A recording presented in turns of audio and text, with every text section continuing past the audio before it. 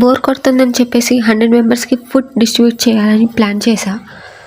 And ఈ ఫేజ్లో చాలా అబ్జర్వ్ చేశాను. అండ్ ట్యాంక్ బండ్, సికింద్రాబాద్ ఏరియాస్లో కనిపించిన ప్రతి ఒక్కరికి ఫుడ్ డిస్ట్రిబ్యూట్ చేసుకుంటూ వెళ్తున్నప్పుడు కొన్ని విషయాలు చాలా ఇంట్రెస్టింగ్గా అనిపించాయి. చూడ్డానికి చాలా గంభీరంగా ఉన్న బట్ ఫుడ్ విషయంలో చాలా రెస్పెక్ట్ఫుల్గా వచ్చి ఫుడ్ తీసుకోవడం అనేది చాలా రెస్పెక్ట్ని పెంచింది ఫుడ్ అంటే ఏంటి అని. అండ్ కొన్నిసార్లు అయితే ఫుడ్ తీసుకొని కొంతమంది కావాలనే పడేయడం లాంటి నెగిటివ్ ఎక్స్పీరియన్సెస్ కూడా జరిగాయి.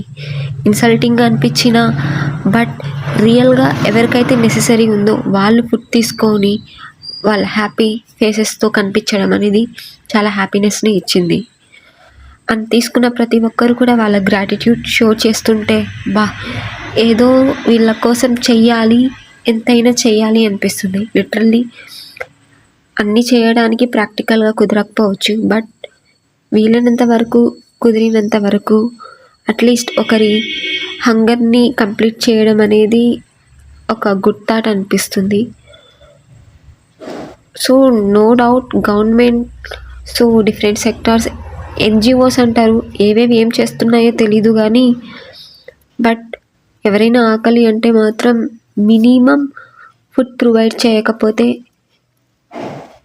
Even lower middle class family అయినా సరే ఆ స్తోమతకి మీనింగ్ లేదనేది నా ఫీలింగ్.